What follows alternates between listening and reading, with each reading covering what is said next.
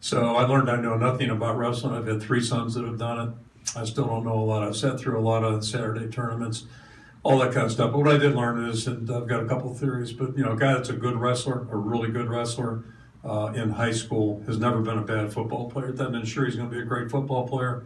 He's never a bad one. And I can say the same thing about farm kids. I got a little theory going there. Chad Greenway is probably the most recent illustration of that. But those guys know how to work. They know how to compete. And as it pertains to wrestling, the leverage, all that stuff is, there's a great carryover.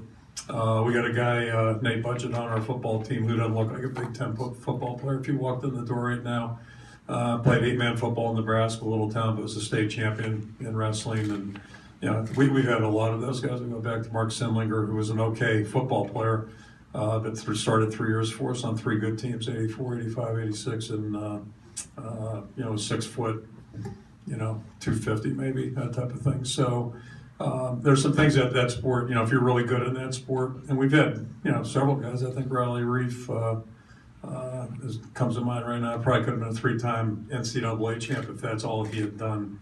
But you can't do both in college. So it's interesting. Although Simlinger did, he did both. He was an All-American in wrestling his 5th year.